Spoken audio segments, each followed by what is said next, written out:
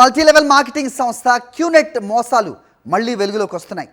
బాధితుల ఫిర్యాదులతో పోలీసులు రంగంలోకి దిగారు. హైదరాబాద్లో 25 బృందాలతో సోదాలు చేస్తున్నారు. ఏపీ, కర్ణాటక, హైదరాబాద్లో క్యూనెట్ కార్యాలయాలు అలాగే అందులో పనిచేస్తున్న సిబ్బంది ఇళ్లపై ఏకకాలంలో పోలీసులు దాడులు నిర్వహించారు. క్యూనెట్ సంస్థతో సంబంధం ఉన్న 20 మందిని పోలీసులు గుర్తించినట్టు తెలుస్తోంది. క్యూనెట్పై తాజాగా 2 కేసులు నమోదు కాగా గతంలో CCSలో 6 కేసులు ఉన్నట్టుగా పోలీసులు తెలిపారు. మల్టీలెవెల్ మార్కెటింగ్ పేరుతో క్యూనెట్ 100 కోట్లు వసూలు చేసినట్టుగా పోలీసుల దర్యాప్తులో వెల్లడైంది.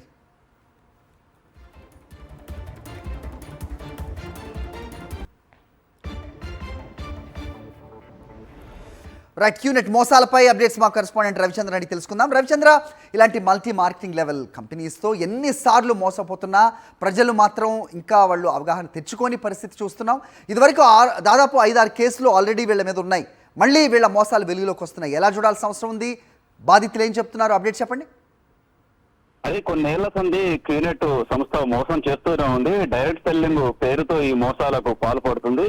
ఈ విధంగా గత కొన్నేళ్ల నుంచి అనేక కేసులు నమోదయ్యాయి. దీంతో ఇవాళ తెలంగాణలో, ఆంధ్రప్రదేశ్ లో, కర్ణాటకలో మూకుముడిగా దాడులు చేపడుతున్నారు. ఇవాళ ఉదయం తెల్లవారుజాము నుంచి ఈ దాడులు కొనసాగుతున్నాయి. 25 బృందాలుగా విడిపోయి ఈ దాడులు కొనసాగుతున్నాయి. అయితే అందులో 20 మంది ప్రధానంగా ఇందులో సూత్రధారులు. అంటే ఇందులో ఏం చేస్తారంటే కొంతమంది ఆశ కల్పిస్తారు. కొన్ని వస్తువులు, కొన్ని ఉత్పత్తుల్ని ఈ విధంగా సేలింగ్ విషయంలో కావచ్చు, ముఖ్యంగా నిరుద్యోగుల్ని టార్గెట్ చేసి ఈ విధంగా పెద్ద పెద్ద హోటల్లో కావచ్చు, ఈ విధంగా ఏసీ రూమ్లలో పెద్ద పెద్ద సూటు బూట్ వేసుకొని ఈ విధంగా క్లాసులు చెప్తారు. ఆ తర్వాత మోసాలకు పాల్పడుతుంటారు. ఇలాంటి సంస్థలు మోసాలకు పాల్పడుతున్నాయి. గతంలో 2016 సెప్టెంబర్ 9న కేంద్ర ప్రభుత్వం కూడా గైడ్లైన్స్ గెజెట్ జారీ చేసింది.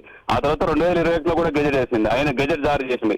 అయినప్పటికీ ఇలాంటి సంస్థలు ఇంకా మోసాలకు పాల్పడుతున్నాయి. దీంతో చాలా మంది, వేల సంఖ్యలో, కొన్ని సందర్భాల్లో లక్షల మంది కూడా వివిధ డైరెక్ట్ సెల్లింగ్ కంపెనీలో మోసాలకు పాల్పడుతున్నారు. దీంతో హైదరాబాద్ పోలీసులు కూడా ఇదే అంశానికి సంబంధించి కొంతమంది బాధితులు ఇచ్చిన ఫిర్యాదు బేస్ చేసుకుని ఇవాళ 3 రాష్ట్రాల్లో కూడా దాడులు కొనసాగుతాయి. ఈ దాడులు ఇదే విధంగా సాయంత్రం వరకు కొనసాగడానికి అవకాశం ఉంది. అయితే గత 6 ఏళ్ల సంది ఈ విధంగా ఈ క్యూనెట్ సంస్థ మోసాలకు పాల్పడుతుంది. వివిధ వస్తువుల ఉత్పత్తుల అమ్మకం విషయంలో కావచ్చు, అధిక ధరలు పెట్టేసి ఆ తర్వాత ఈ విధంగా మోసాలకు పాల్పడుతుంటారు.